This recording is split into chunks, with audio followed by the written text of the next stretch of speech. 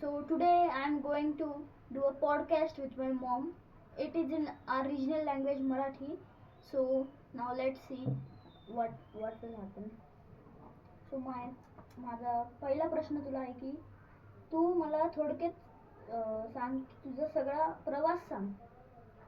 तुझा लहानपणापासून ते आतापर्यंत तू काय काय केलं, काय प्रवास झाला तुझा, काय अचीवमेंट्स आहेत. पहिले तर मी एक मीडियम क्लासमधून शिकलेली वाढलेली अशी महाराष्ट्रीयन मुलगी आणि तिथून शाळेपासून अगदी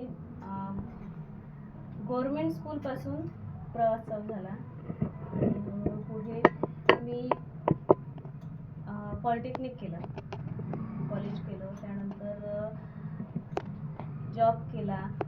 असं त्यातून मला खूप सारे वेगवेगळ्या गोष्टी शिकायला पण भेटल्या आणि ॲट द एज ऑफ 22 माझं लग्न झालं आणि लग्नानंतरचा हा प्रवास माझा कमी झाले मुलं झाले. सो हा प्रवास माझा अजूनही चालू आहे, असाच छान चालू राहणार आणि खूप छान झाला आहे.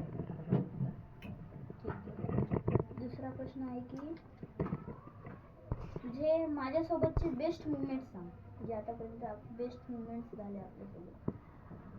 असं म्हणजे सांगता येणार नाही. जेव्हापासून तू ॲज अ मॉम, जेव्हा मी प्रेग्नेंट असताना, तू माझ्या पोटात असतानापासूनचा एक एक क्षण तर आतापर्यंतचा हा माझ्यासाठी सगळ्यात महत्त्वाचा क्षण आहे. म्हणजे एक कुठला मला सांगता येणार नाही. तर तिसरा प्रश्न हा शेवटचा प्रश्न आहे की तू अनुभवलेले 3 लाईफ लेसन्स सांग जे मला तुला मला सांगायचे, जे माझ्यासाठी चांगले आहे ॲडवाईस.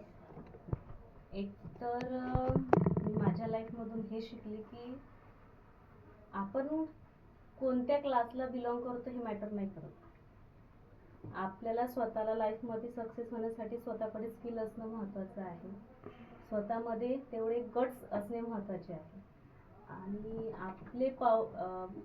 आपले स्वतःतला जो गट्स आहे, स्वतःची हिंमत, ती पॉवर स्वतःलाच पुढे प्रूव्ह करायची असते. सो ती आतापासून तू दाखवणं गरजेचं आहे, आतापासून तू स्वतःला डेव्हलप करणं गरजेचं आहे आणि हे तुझं एक्झॅक्ट एज आहे जे तू पुढे केलं पाहिजे. आणि दुसरा पॉईंट असा की हे जे तुझं एज आहे, इथून तू लिटरली 10 ते 15 वर्ष एवढं हार्डवर्क करावं, एवढं की येणारे तुझे 50 वर्ष तू तुझी लाईफ मनसोक्त जगला पाहिजे, तर लाईफमध्ये सक्सेस झाला पाहिजे. त्यासाठी तू इथून येणारे 10 ते 15 वर्ष हार्डवर्क खूप छान करावं.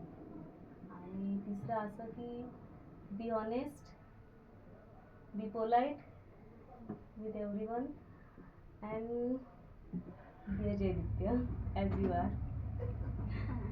That's it. So this was my Marathi podcast with my mom, and special occasion of Women's Day I am doing this podcast. It was very nice experience of doing. So share them to your mother.